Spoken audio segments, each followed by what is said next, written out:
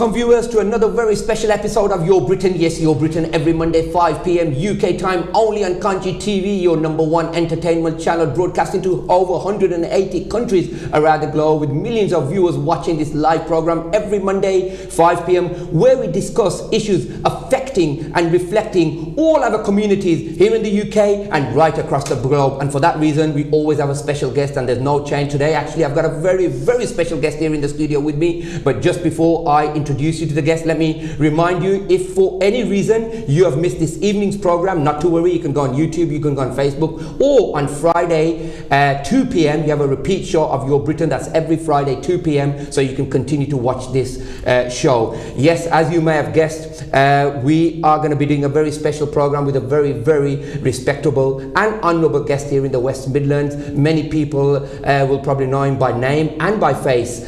Today we'll be talking about the elections, in fact, the last couple of weeks I've been talking about the elections. We've had all the police and crime commissioner candidates who've been present here from the Labour Party, from the Conservative Party, from the Lib Dems, independent. We'd also had independent candidate last week. And for the Metro Mayor elections which are taking place, we've had the Liberal Democrat Jenny Wilson, who was here a couple of weeks, and today with the blessings we have a very special guest in here, somebody who's very respected in our communities right across the board for the amount of work that he has done for the last 4 years or so, as Metro Mayor here in the West Midlands. Yes, of course, you guessed who I'm referring to, the one and only Andy Street, the West Midlands Mayor, is right with me here in the studio. First and foremost, let me welcome him to to Your Britain, and let me welcome him to Kanshi TV.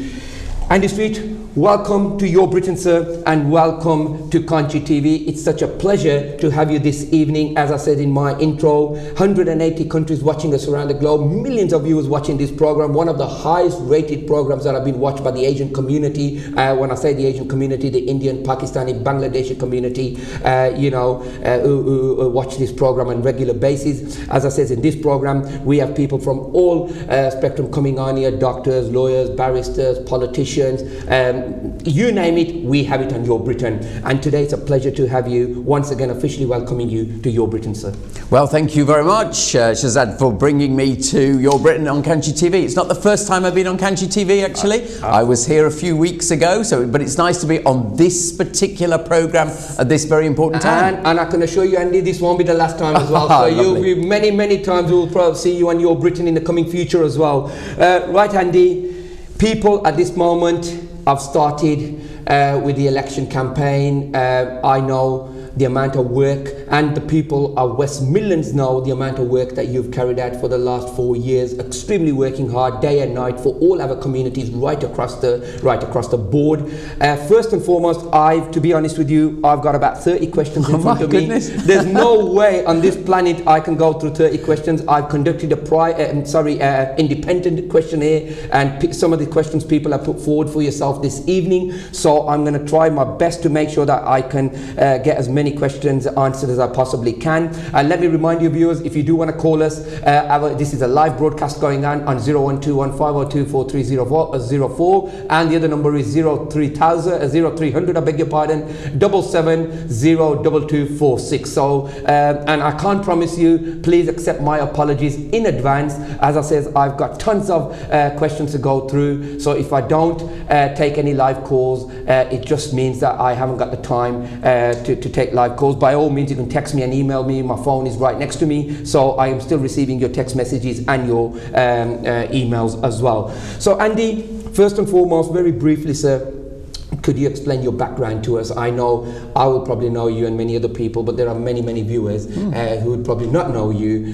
So your background in terms of what you have been doing previously, and in terms of the last 4 years as a West Midlands Metro Mayor. With pleasure, Suzanne. So I am a local person is perhaps the most important thing to say to start. Grew up in Birmingham. And then, of course, I had a career in business, not in politics. I came to politics relatively late in life. Right. So my business career was in John Lewis, company that many will know.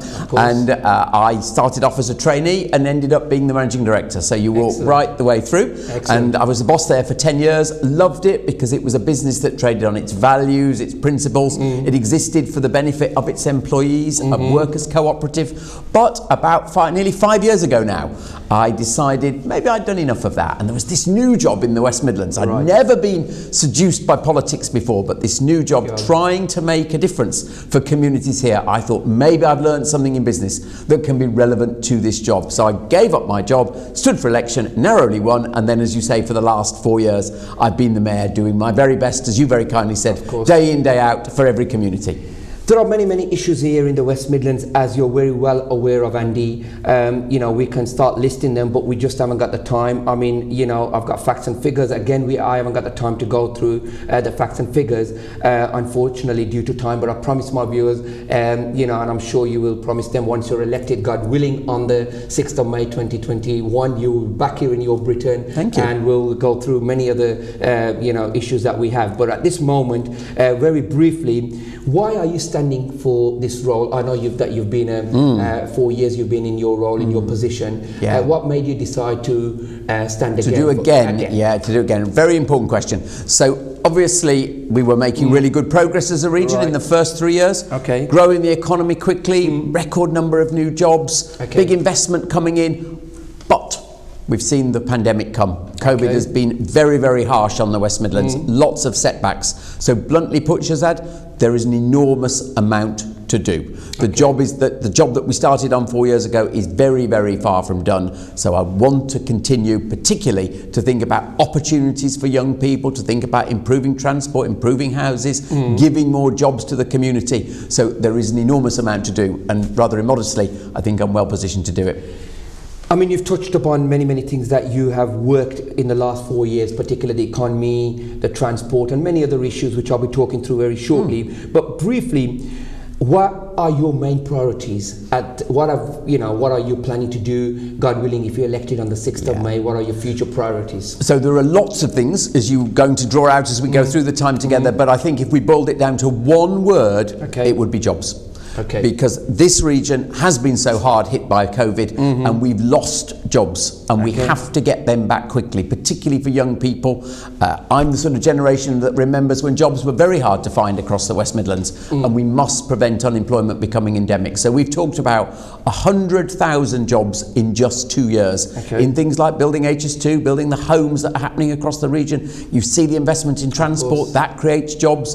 Of course, getting ready for the Commonwealth Games. So there are lots of ideas that can bring those jobs that we need, and we're very clear, 100,000 in 2 years. Excellent news. In your manifesto, I'm talking about your my plan. Your plan. In the manifesto, you talked about ensuring our young people have the right in skill set to make the most of employment opportunities. Yes. Now, could you briefly explain a bit more in depth about, because I'm sure there's thousands and millions of youngsters who also watch this program. If you know, God willing, you're elected on 6th of May, you know, they'll be looking forward for your support, for your help in the coming 4 years. What's going to be happening? Really important question. So, skills. Getting people trained for the right jobs is a really big responsibility and opportunity. So let's just think where are jobs going to come? They're going to come in construction, in building. They're going to come in healthcare. They're going to come in the digital sector. They're going to come in the green sector. So our job is to make sure that working with colleges, with universities, we've got the right training programs there. And just to give you a few examples, we are running what we can call a construction hub. So just go to Perry Bar. We're taking young people and getting them the skills needed for the construction there for the Commonwealth Games. If you take something in Wolverhampton, we've started training people in electric vehicle maintenance. If you go down to Digbeth, we're training people in the skills needed for digital jobs in what we call our boot camps. And working with our colleges, we're also thinking about the new jobs in the health sector. So the critical point is, wherever the jobs are, our job is to do the retraining so people are properly equipped for them, and that falls to us. You see, particular people would be asking about housing shortage, which you're very well aware of. That's a very serious issue, not just here in the West Midlands, in fact, right across the country, but particularly we're focusing on in the West Midlands region. What are your plans for future plans for the housing shortage? So we've already been dealing with this, Shazad. Over the last 5 years, we've doubled the number of new homes being built across the West Midlands. Last year, 17,000, up from less than about 8,000 just 5 years ago. So real progress. And within that, because people always ask me this, we've also doubled the number of affordable homes being built. So that's very important. How are we doing it in terms of the plan? There's a clear commitment to continue at that rate. And the way we will do that is bringing brownfield derelict land back into use for housing estates. And if you think of a huge site just out very close to here, at Friar Park in Sandwell, biggest site anywhere that's coming back for use. It's been derelict for 25 years. And the way we do it, we've got funds, we pay to clean up the place, and then we can, with private sector, develop homes. So that's the way we get it done. So excellent for our viewers, particularly our youngsters. 17,000 properties, that is, that's a huge amount of properties, Andy, to be honest with you. And it's I hope in the next 4 years you can fulfill these promises which which you are making. Also, let me draw your attention to some of the other issues which we are being faced within our communities here. Homeless is a serious issue, and I know this. Many of your articles and posts and media, bulletins, I have seen this, that you're working extremely hard, particularly for this issue here about homeless. Can you briefly explain to me the last 4 years, what have you done and what are your future plans if elected? Yeah, it's a very important issue. And had we had this conversation 4 years ago, it would probably have been the first question. People were so worried. They saw people sleeping rough on the streets of the West Midlands. And we've actually made, dare I say it, really good progress. So we've reduced the number of people sleeping rough in the last 2 years by 75%, down by 3/4. There are now, just at the last count last November, and I hate the word count, it sounds so inhuman, but everybody uses it, there were just 44 people across the whole of the region, and that's down from over 160 2 years ago. And the way we've done that is through a programme that we call Housing First, where you offer a home. It's probably only a room in a shared accommodation, but someone closes the door at night, says this is mine, can re-establish their life. And do you know, we've got 400 people now into that accommodation who were probably sleeping rough or at risk of it. So a really difficult issue. We've come together with local authorities, with charities, and given so many people a new start in life. And I'm sure on that point, Andy, many of our viewers will agree with that, because the amount of homeless people that were on streets, I mean, the numbers have cut dramatically. They have. To be honest with you, I think everybody will appraise you for that amount of work that you've done, particularly in the homeless side. And I'm sure no doubt you will continue to do that in the coming future.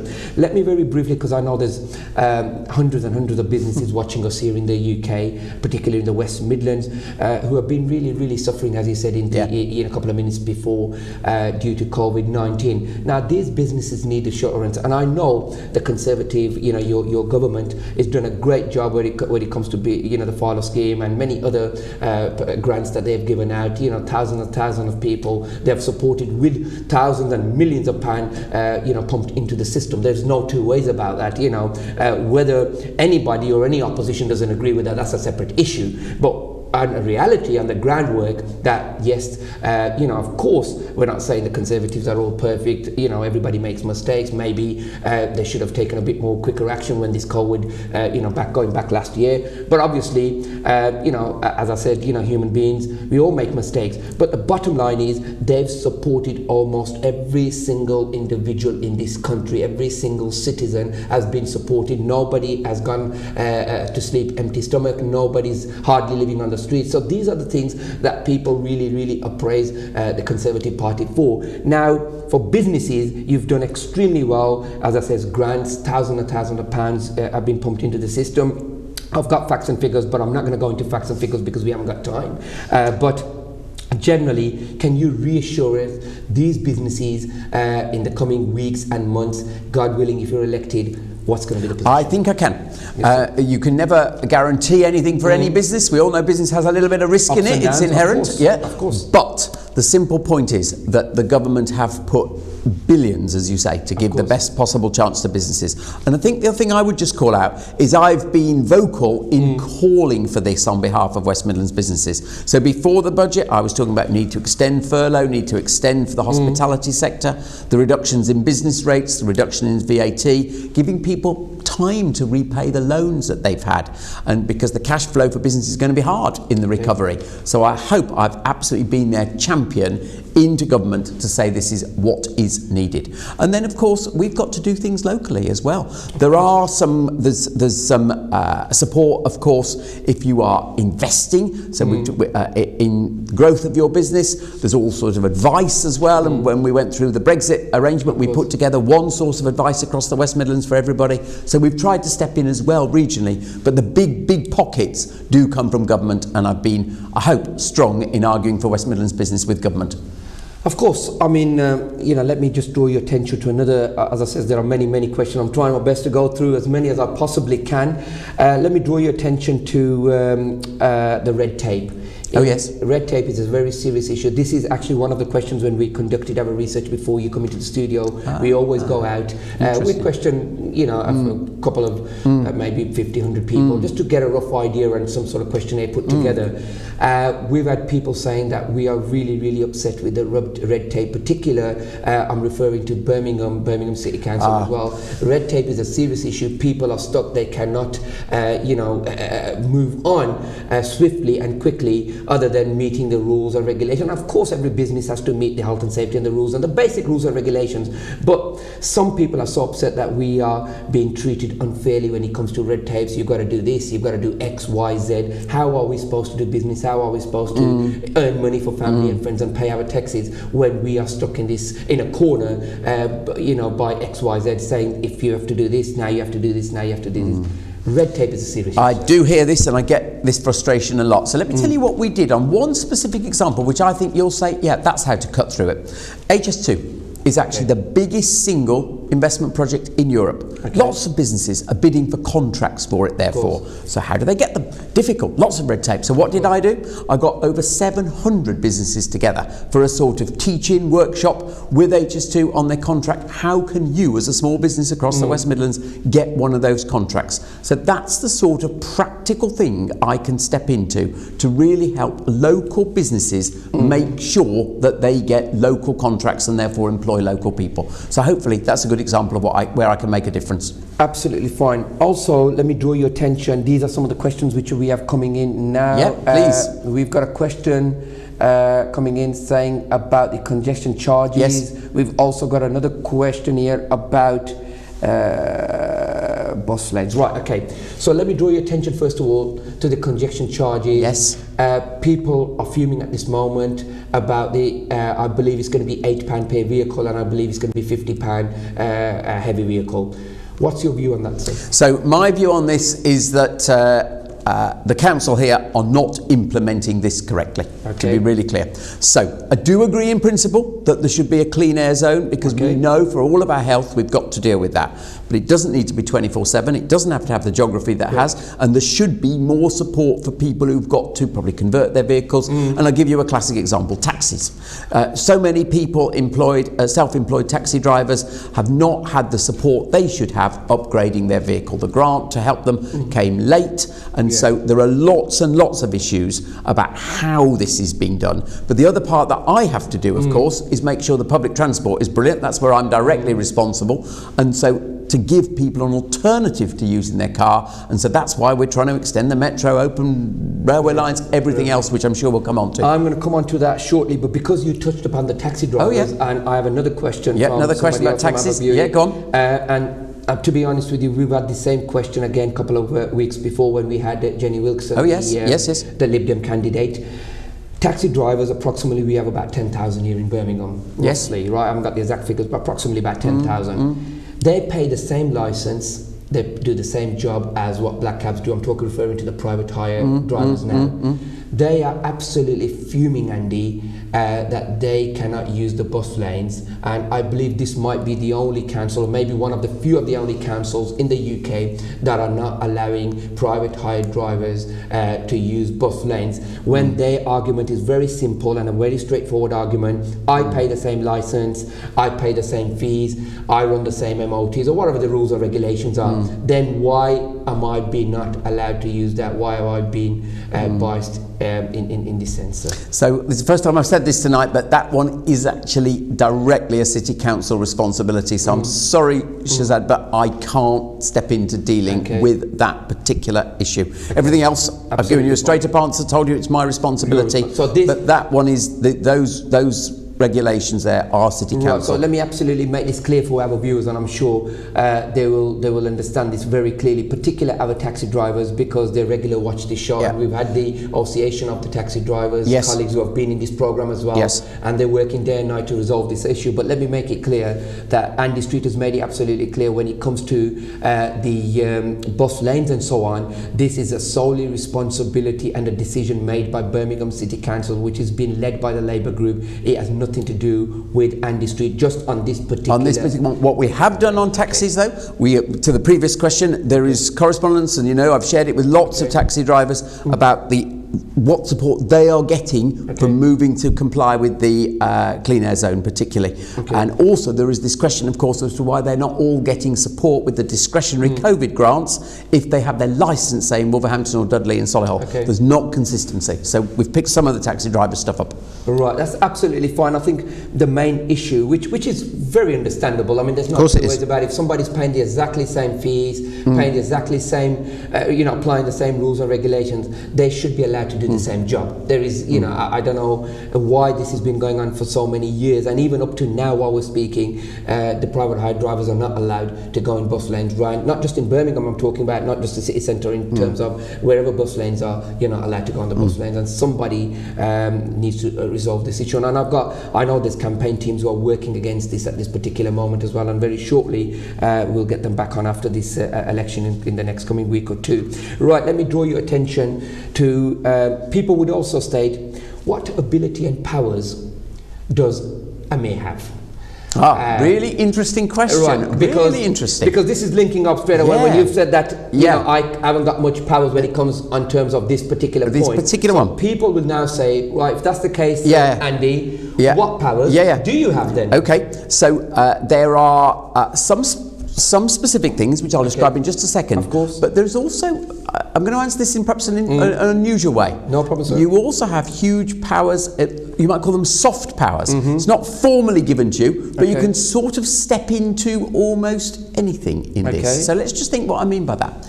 Who got out there and bid for HS2? Who got out there and bid for the Commonwealth Games? Who got out there and bid for City of Culture? Who got out there and did all these transactions about bringing civil service offices here? I did.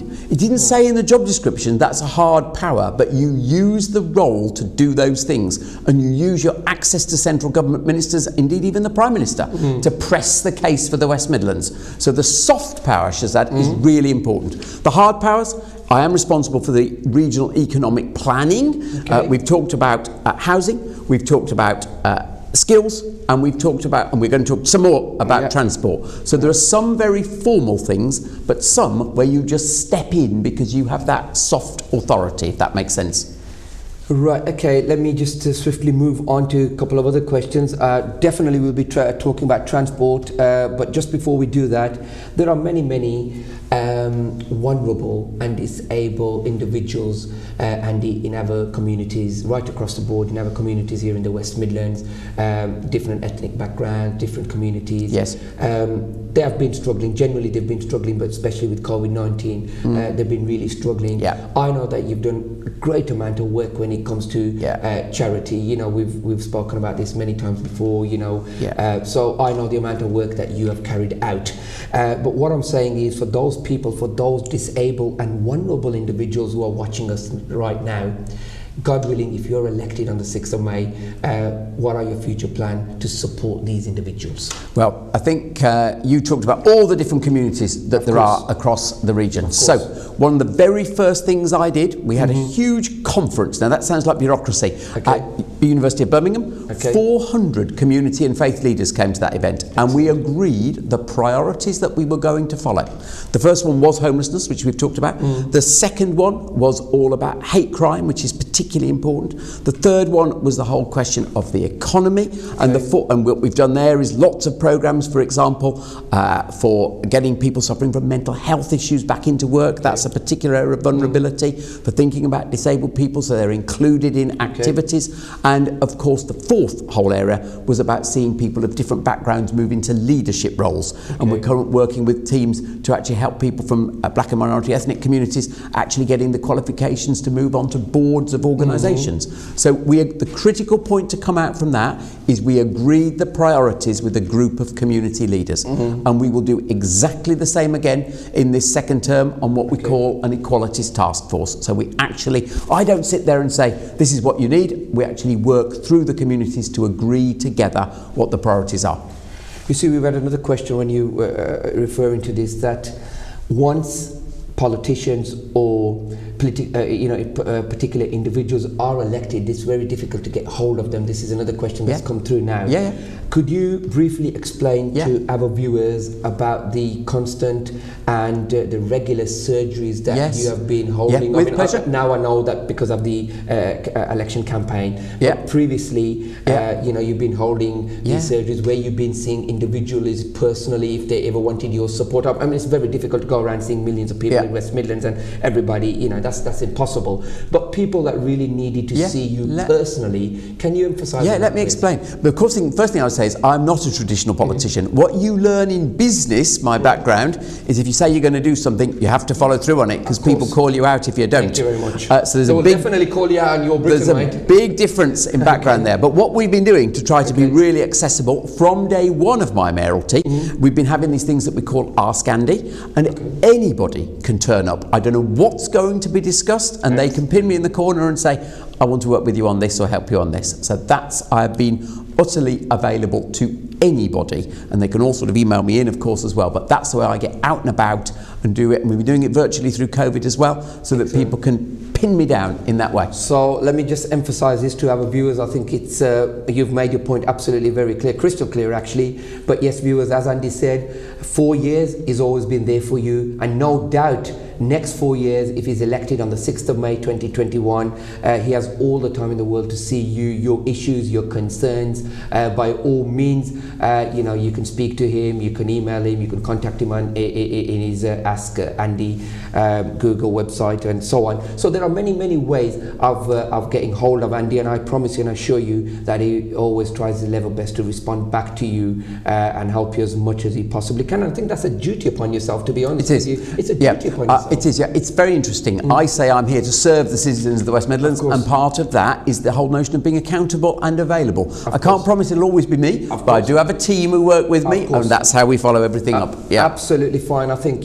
people are reassured of hearing this, to be honest with you, because most of the cases when it comes to police crime commissioners or senior positions, I'm talking in individuals who have senior positions in politics, it's very rare to get hold of them. I mean, I'm not for people like in media or myself, it's not a big problem, but general people in the community find it very difficult to get hold of people, and they have to go through many channels just to get hold of this individual. So I think that is something that's really going to impact all our communities very heavily, that you have all the time in the world to see those people who have supported you and elected you.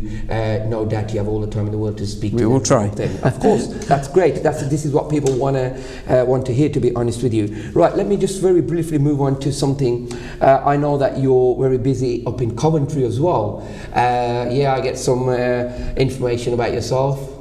Keep going, I try to, there's an important point here. We try to spread ourselves across all the 7 boroughs of the West Midlands. Of course you do, but I've only picked out Coventry. Please. I can go in Wolverhampton, I can go Warsaw, I can go anywhere. But we haven't got the time. But Coventry, I've deliberately picked out Coventry. Please. I know that you're quite busy in this gig of factory in Coventry. Yes. And the launch of that. So, Mr. Randy, what's going on in there? Yes. What's going to be the impact on a wider scale? Yeah, so this does link back to the very first question about jobs, of course, because we all know this region's very famous for its car manufacturing. Yeah. Car manufacturing will become electric cars as we try to clean the air, and so that for the electric car you need to produce a battery which drives the thing. Correct. And those batteries need to be made in Coventry. So what we're trying to do is win the investment for the big battery factory in Coventry. And we actually had the business secretary with us on Friday looking at the plant. Okay. And what's again really interesting, you asked the question about powers. Again, nobody said, Andy, lead that campaign.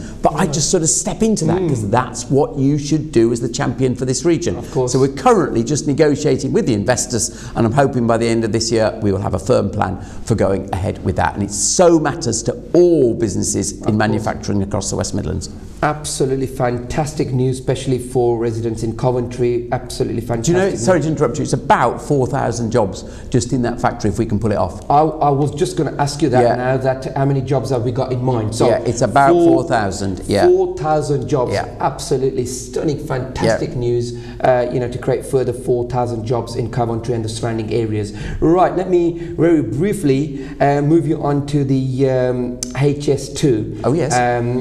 I know that the dates have been moved on. I know the budget has also been expanded from the original budget that was set. Very briefly, Andy, I know the government's given the green light to go ahead. Boris Johnson made that very clear a couple of months back, or probably a year back or so. That yes, this is going to go ahead. Yeah. We are going to go ahead with this. Yes, we might be running, overdue due to time, the date that it should be ready, and in terms of the finances as well. But very briefly, I know that you're working very hard for this HS2O and the future for it, because you know this is a bridge which is going to be linking many communities right across the UK. So very briefly, in your own words, can you give us a bit more in depth about what's going on, up to date on what's going on with the HS2O at this particular time? With pleasure. So it's a really important investment for the West Midlands. Do you know it's the biggest infrastructure investment anywhere in Europe? Yes. And it's focused here on the West Midlands, which is brilliant. Right. So, of course, Boris gave it the go-ahead last February, and since then we've kept to the same budget and we've kept to the same timetable. So it's due to open sometime between 2028 and 2030, the first phase between London and Birmingham. And the bottom line answer, Shaz, is that it's going really well. It's on time, on budget for that revised budget, as I say. And the good thing is it's employing about 12,000 people already in the construction. And we're looking to recruit about 7,000 more just in the West Midlands over the next 2 years as it really gears up. And you can see the diggers in the ground if you look in the city centre in Washington. Exactly what I was going to say. I drive past it all every day. See it. But perhaps the last thing I'd say about it, though, because some people say, well, that isn't, I'm not going to use that. But crucially, what we're doing as well is making sure our transport system in the region links up to it. Right. So the metro line that we're building out through the Black Country to connect communities through Sandwell, Dudley, Brierley Hill, Great Bridge, all these places that have been off the rail line, that will go directly to the HS2 station. So it all links together. That's the big plan. Right, viewers, I'm going to apologise again because I know the phone lines are buzzing. I'm getting the messages coming in. Chock-a-block the phone lines, Andy. Really? Yes. I'll have to come back. Chock-a-block the phone lines. The producer keep on asking me to take some calls. Viewers, as I said to you at the start in the programme, I can't promise you because I've got so many questions in front of me. I will try my best. If I do have a few minutes at the end of the programme, I will take 1 or 2 calls, but please don't hold me to that because I have many questions, and this is a golden opportunity for us and for you. We've got Andy Street here, so let's get the best out of him, to be honest with you. Right, Andy, but by all means you can keep texting and email, and I'm getting these emails and texts coming through to me. I promise you I will ask your questions. Right, Andy, can we move on a bit about the Commonwealth Games, sir? Yes, of course. That is something exciting, adventurous. It's happening 2022, right, which is not far, to be honest, next year. What's going on, sir? So this is fantastic news because if you think 3 years ago we bid for this, the government is investing nearly £1 billion here, and what we're going to see is new stadia, we're going to see new transport links to those places, so things that would never have happened without them. A rebuilding of Perry Bar Station, the University Station, brilliant, a brand new swimming pool there in Sandwell, brilliant. But most importantly, we're then going to produce jobs on the back of it. It's talking about 40,000 people at peak being employed for this next year. I mean, it's massive. 40,000, and some will be long-term jobs as well, just a small proportion of them. We're training people up for that, and if people are thinking, I want training, we're already running programs in event management, hospitality, sports coaching. So again, go on our website and you'll see those training opportunities are there. And then of course, what we're also going to do is get an opportunity for so many people across the West Midlands to be part of this, either as a spectator, as a volunteer, and we need thousands of volunteers, about 12,000 volunteers, or you might even take up a sport yourself, be inspired by it, and change your life to something fitter. Of course. So let's get this. Lots to be looking forward to on it. This message needs to be emphasised very clearly for our viewers, to be honest with you. You know, many opportunities when it's coming to Commonwealth Games, and I want to make sure the citizens of West Midlands, particular Birmingham and surrounding areas, please take full advantage of all these jobs and opportunities which are coming your way. There's going to be thousands, as Andy Street said, thousands of jobs are coming up. So take advantage. Shazaz, do you mind if I interrupt you and tell you one other thing that we only announced today about this? So this is hot news. I didn't know that. Oh no, hot news today. Because we're having the world come to Birmingham and the West Midlands next year. And remember, it's a whole West Midlands. From Cannock, Wolverhampton, Solihull, Coventry, Leamington, the whole, and West Midlands. All sorts of places will be hosting events. So it's all West Midlands. But the place is not clean enough for us to welcome people to the world. So we will be having in Redner for the Commonwealth Games the Great West Midlands Clean-up. Volunteer litter pickers, companies taking responsibility, working obviously with councils, parish councils, making the place look spotless, ready for it, so that people can come and say, I'm really proud of how this place looks. Excellent news there, excellent news. Right, let me draw your attention to something which is again referring to levelling up. We often hear about yes, we do, Andy. We often hear about government phrase. You know, levelling up the region. Of course, you've left it up and you summed it up so beautifully when it comes to Commonwealth and also the HS2. But I still believe there's a bit more to say on this. Yeah, it's a very interesting question. So the government talk about levelling up.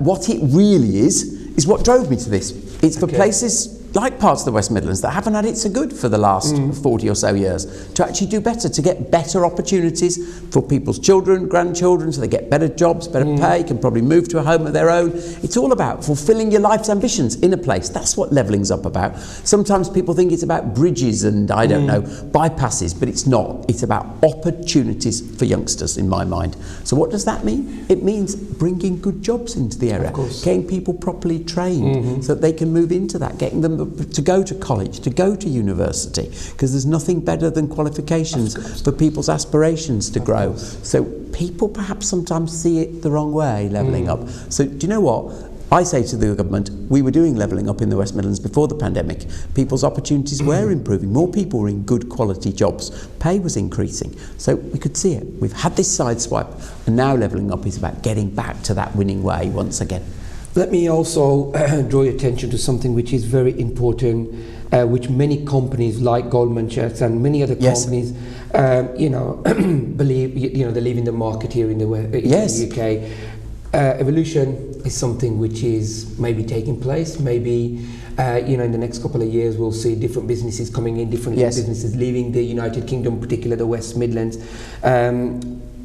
What's your view on that, particular bringing in and attracting more businesses here in the West Midlands? It's crucial, because it is through that you actually get levelling up. You get these opportunities that we've just been talking about. So let's just go through what's been announced just since Christmas. What's been announced for the West Midlands? Goldman Sachs bringing their tech hub, and their statement said they could have chosen any city in Europe, and they chose to come here because the quality of our people, that's what they called out. Secondly, the BBC has talked, after years of not investing much here, they've talked about making prime-time drama and entertainment here in Digbeth, probably. So that's brilliant.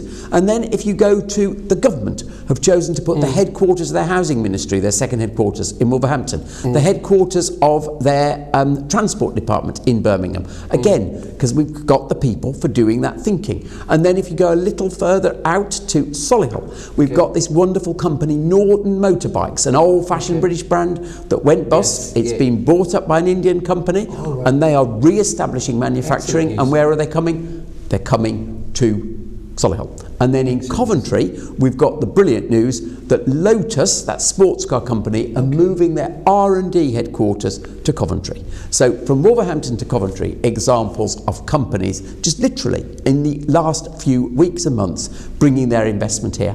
And that's what we've got to do more and more of. And you know what? You need a mayor who can get out there and have the conversations with those companies, which is exactly what I've done. Excellent news. Actually, in the last few minutes, I will make sure I convey this message in Urdu language. Please, yes, please. That's very important. But just before I do that, very briefly, let me just move on to, I know you've been working really hard and real hard efforts for the old train. Yes, train lines, yes. Train lines. And I know there's going to be more jobs created on those sides as well, of course, no doubt. Very briefly, could you explain that to us, please? Yes, so transport, so that people can get around the region, get to jobs, get to leisures, activities, get to their education, things really important. Okay. So the metro, tram, we're expanding those lines, but heavy rail, as we call it, normal rail, we've got lines that were closed 50, 60 years ago, and we've now got the agreement to reopen those for passengers. The first two are the Walsall to Wolverhampton line, with a station in Darlaston and Willenhall, and then really exciting at the Camp Hill line, as we call it, in South Birmingham, with a station in Moseley, Kings Heath and Sturchley. So 5 new stations on 2 lines, and on the back of that success, we've now bid to government for 18 more stations to be opened on, and those will be different lines as well in the future. But the 5, we've got the money, the diggers will be in the ground this year, the trains will be running in just 2 years' time, all agreed. So I think directly you've answered my question, which I was going to ask you about the future of the transport. So 18 new lines, railway stations are coming in. Absolutely. They're not agreed yet. There's 5 that are agreed on 2 lines, 18 more that we're bidding for on different lines, not yet agreed. But of course we should take confidence from what we've done that we can do more. No doubt. I think when we've got Andy Street there for the next 4 years, no doubt there's a possibility that it can be agreed. There's no doubt about that. If you, the amount of work that you have done so far, it's phenomenal, to be honest with you. Absolutely. It's unbelievable, not just here in Birmingham, but even in Coventry, Walsall, Wolverhampton, setting up hubs, setting up stuff particularly for the youngsters. I mean, this is something which was really impacting, for our future generations. They're really worried. The children are leaving school at 16, 17. They're really worried, particularly through COVID, with GCSEs and so on. Where do we go? No future for these people. But I think the amount of work that you're putting in, Andy, absolutely tremendous work that you're doing. That's very generous of you. Thank you. No doubt about that. Let me just very briefly go on to, because here in the West Midlands, I would say the whole United Kingdom, but particularly the West Midlands and Birmingham, it's a very multicultural, multi-faith community. We have diverse communities here. People respect each other, they love each other, they work with each other day and night to support and that's right. And I know the amount of work that you're doing with all multi-faiths. I've worked with you many times, I've spoken to you on many occasions. I know that you're doing extremely great work when it comes to diversity in our communities. Very briefly, Andy, in your own words, could you please explain that to me? Well, this is a very important question, because the reason I wanted to do this job, Shazad, was that I genuinely believe that this is the place where all these communities can best work together. And if we can achieve that here in Birmingham and the West Midlands, it's almost an example for the rest of the country. So my approach to this from day one has been to understand and learn about every community, try to be there for the big events. And I know the Muslim community is currently celebrating Ramadan, of course, so Ramadan Mubarak to you all, of course. Thank you. And of course, we know we've just gone through Vaisakhi, we've just had Holi for the Hindu community. And so what I have tried to do is understand every community's individual celebration, but then make sure that the most important thing of all, there is tolerance between each community and respect for the other. And the most important thing you have to do is, when you see intolerance, sometimes that not happening, you have to stand up and be counted and say, not in my name. And that's why when there's been some attacks on 1 or 2 religious venues across the region, I've been there immediately with other faith leaders to show that solidarity and that spirit of tolerance. And that's exactly what I believe in. And the most interesting thing I've learned, that actually there might be different faiths, but the values and principles are the same. And that's the common bond that unites us all. Absolutely. I've got a couple of more questions, and I promise you, then we'll. I think we only got about approximately 8 minutes of the show. For a very long time, maybe over decades, Andy, parts of the region have been left behind. There's no two ways about that. True. You know that very well. I do. Everybody knows that very well. What are you doing to the best of your ability and your capacity to resolve this issue? So, yeah. So there isn't one answer to that. There's different bits. Okay. So the first thing you do is you do have to get some physical infrastructure in. So take Dudley, centre of Dudley, disconnected from any transport, is often described as a place that's left behind. We've brought the infrastructure to it, and on the back of that, £1 billion of investment is coming. The second thing you have to do is you do have to make sure that communities where there's been derelict land for years and years and years, it's brought back. Longbridge, the old Longbridge Works. The Rover Group, yeah. 15 years since the West Works closed, nothing done. The diggers are now in the ground creating a new community there. And what really matters is the people who live next door to those communities see that reinvestment in their area as well. But then the most important thing you do is you invest in the social fabric of a place, and that's where you come back to the training, the skills and all of that. So we are steadily trying to raise aspirations in that way. Andy, you're standing for the second term, I believe. Yes. You've had a great first term, and the amount of work that you've done, exceptional. No two ways about that. You know, I mean, the supporters and the people who have elected you for the first term have seen the great work that you've done, and no doubt people on the 6th of May 2021 will support you if they believe that the work that you've carried out has been great work for all the communities. But let me just ask you very briefly, what do you think, what makes you different from the other candidates who are standing in this election, particular with main opposition political parties? Also, very briefly, why do you believe that you, I know that, no doubt, we've spoken many times, I've known you very well, but viewers don't. Yeah. Why do you believe that you are the right man for this job, sir? Well, I've linked both of the questions for you, very much. We only got 4 minutes, and then I need to get a couple of messages out. That's all right. I shall be relatively brief in answering your questions. I've tried to on everything. No problem, and I'm going to look straight into the eyes of viewers at this. Your final message to important. Millions of viewers across 118 countries and the UK and the West Midlands. Why should we elect Andy Street on the 6th of May 2021? Fire away, Andy. So there's only two things I want to say in answering that question. I really believe that what I've done is done this in a non-partisan way. You talked in your question about political parties. Yes, I'm the Conservative candidate, but I am not someone who stands there just representing the Conservatives. I've tried to draw everyone together. All the decisions we've taken have been cross-party decisions. It's not for me to slag off my opponents just because they are in a different party. I genuinely have tried to unite the West Midlands and champion for the West Midlands and bring investment in, because that's how you build teams, build unity.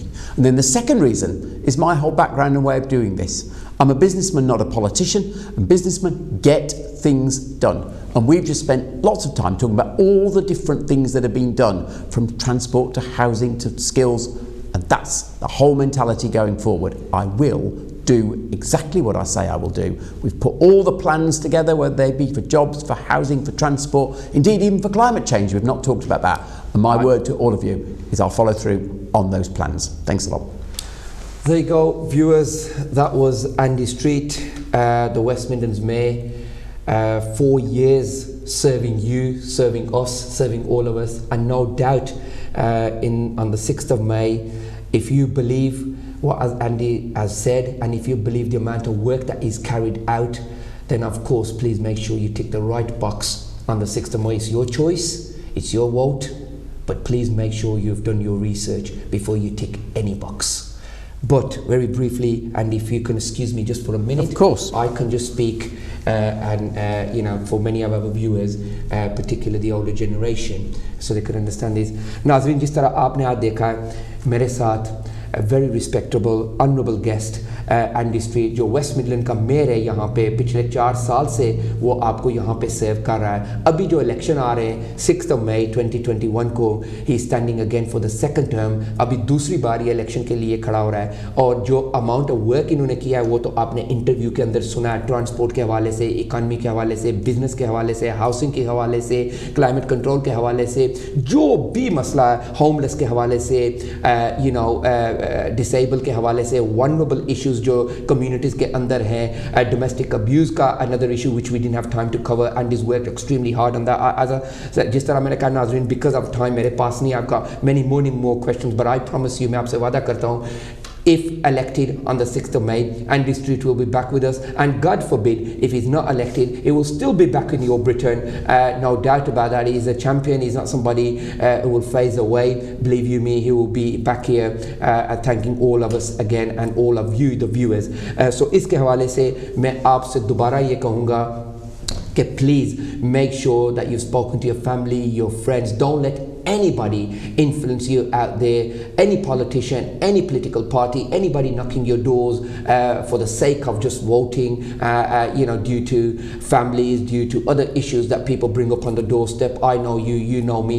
This is not a matter of knowing anybody. We live in the third or the fourth richest country in the world. We work on democracy. We're not here whether I know him or you know him. We work on what we see. If the amount of work that you're happy that Andy has done, अगर आप खुश हैं कि Andy Street ने इतना काम किया West Midland के अंदर, then supporting.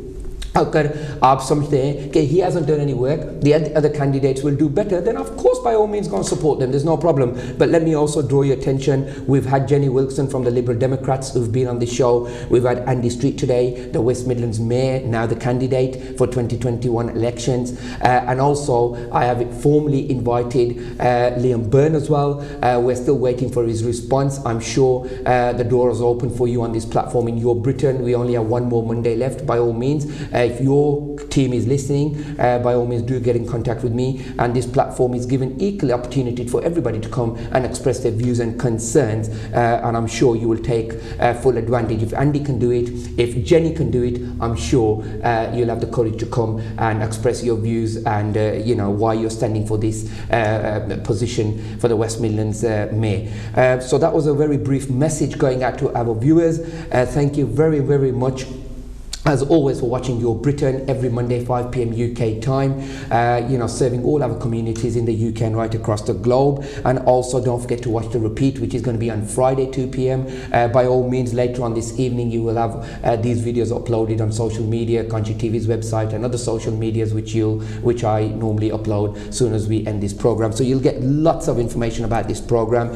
By all means, listen to this program again, listen to what Andy has said and the promises that he's made, and I can show you the amount of promises he's made. He has fulfilled some of them, and some of them he will fulfill in the coming weeks and months and maybe years. But the main thing is working day and night for all our communities, and that's what I'm proud about, and that's what you should be proud about as well. So regardless of what party he belongs to, but as an individual, a great man, respectable, loyal, honesty, this is what really matters in politics, and he's the man, and this is why we know him as a champion of the West Midlands, and this is why people respect him for the amount of work that he's doing with all our communities right across the world. On those words, thank you very much, Andy, once again. Thank you very much for coming onto Your Britain. It was a pleasure having you, sir, and I wish you all the best on the 6th of May. I'm sure we'll bump into each other on the day, but I wish you all the best on the 6th of May, and I hope to see you back very shortly back in Your Britain after the elections, who knows. Well, Shahzad, I've thoroughly enjoyed it. Thank you for inviting me onto your show. You're most welcome.